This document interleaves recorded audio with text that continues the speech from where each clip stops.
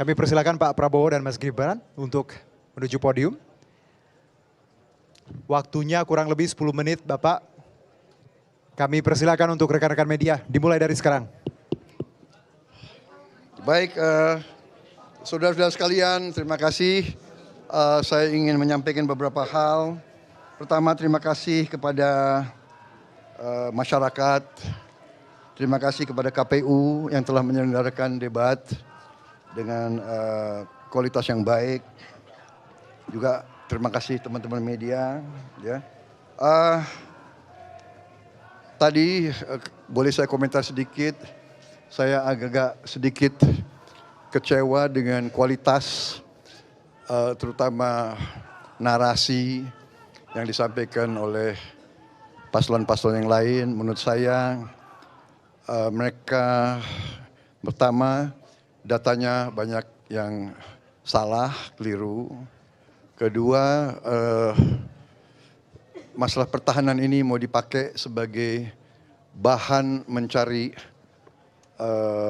poin politik yang menurut saya untuk sebuah negara, untuk negarawan tidak boleh.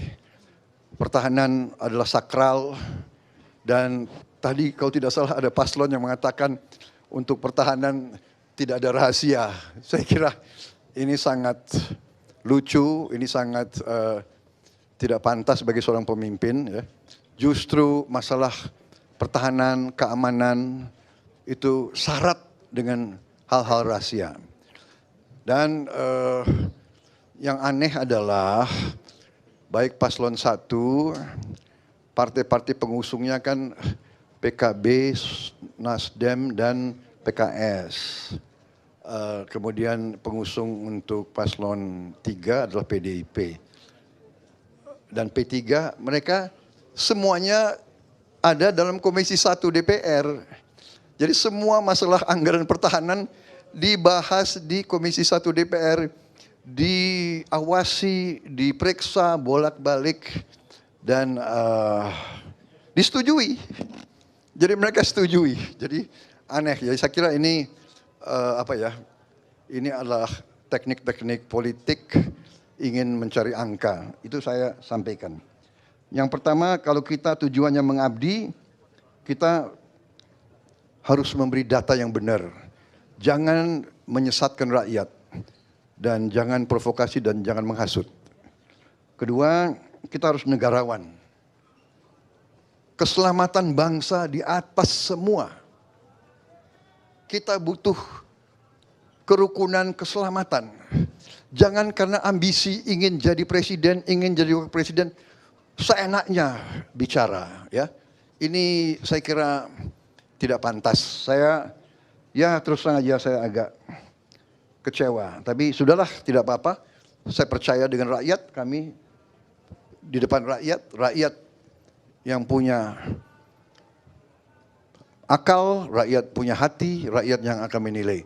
Ya, saya kira demikian. Mengenai Palestina kita tegas, kita mendukung. Presiden sudah memberi petunjuk kepada saya. Setiap saat PBB minta, kita siap mengirim pasukan perdamaian. Kita siap mengirim kapal rumah sakit. Dan kita terus sampai sekarang pun melakukan kontak sama Mesir, kontak sama negara-negara yang berkepentingan di daerah situ. Saya kira prestasi Kementerian Pertahanan sangat jelas di bawah kepemimpinan saya. Industri pertahanan kita dalam negeri mendapat kontrak paling besar selama sejarah Republik Indonesia, ya, mendekati 11 miliar dolar. Kemudian industri pertahanan juga mulai mendapat laba yang juga cukup terbesar di Republik ini. Kita punya terobosan-terobosan banyak. Kita membangun kita bangun 24 rumah sakit, 25 rumah sakit di seluruh Indonesia dalam kurun waktu masa kepemimpinan saya.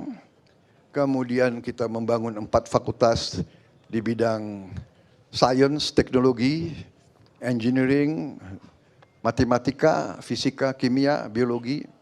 Kita punya terobosan-terobosan di bidang air, juga di bidang perbenihan, kemudian juga nanti di bidang inovasi pemukiman murah untuk rakyat kita.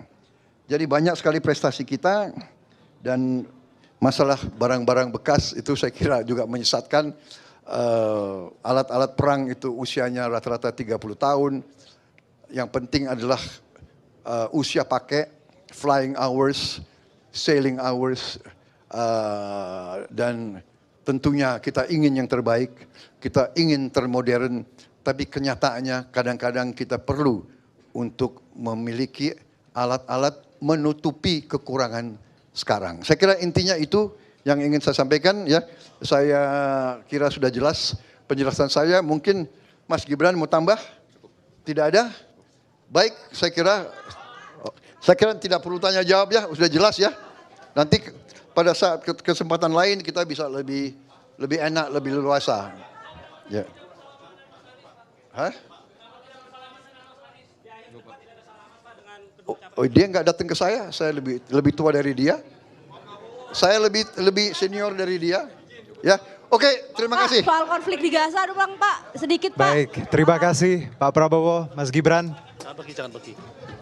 Baik, dengan demikian berakhir sesi press con kita Q&A. Terima kasih rekan-rekan media. Wassalamualaikum warahmatullahi wabarakatuh.